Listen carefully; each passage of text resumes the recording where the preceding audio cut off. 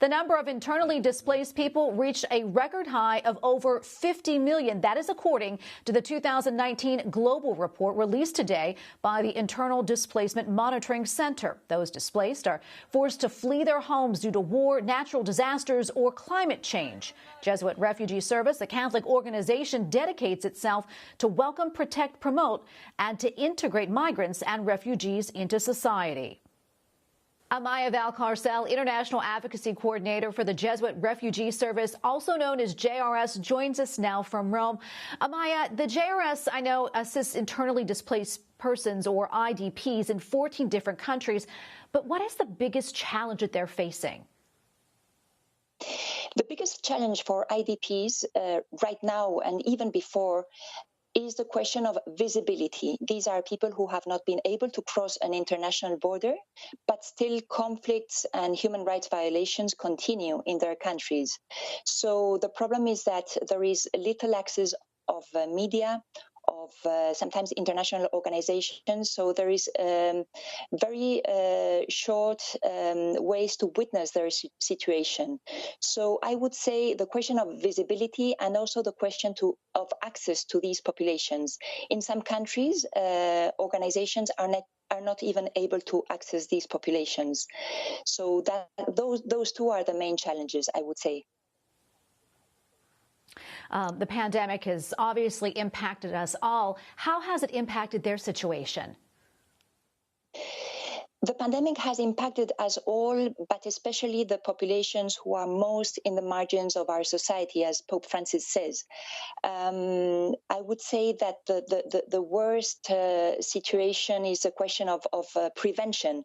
Prevention is not possible in many settlements of IDPs because they live in very densely populated areas, so the distance is not possible. And also there is a question of access to water. This is a big problem in many places. So issues that for us are we are able to organize and to live freely.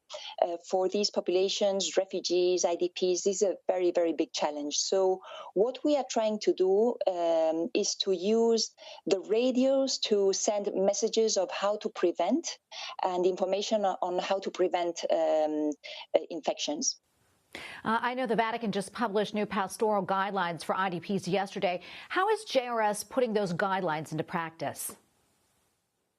So the purpose of these orientations on internally displaced people that Pope Francis has just published, its aim is to guide for action organizations working with IDPs and others interested in doing so. For us, this is key because we have our Pope Francis, who is really the best advocate for the rights and for the needs of IDPs. We are putting them in place in their 4 verbs. This document is structured in 4 very important verbs, which are to welcome, to protect, to integrate, and to promote. So this we are trying to do in IDP settings through our programs of education, but also psychosocial programs, and especially the question of reconciliation between groups who are present in IDP camps, but also between groups who are returning to their areas of origin and those who did not relocate. Well, Amaya, thank you so much for your time and for what you do. Very important work indeed. Amaya Valcárcel, International Advocacy Coordinator for the Jesuit Refugee Service. Thank you again. Thank you.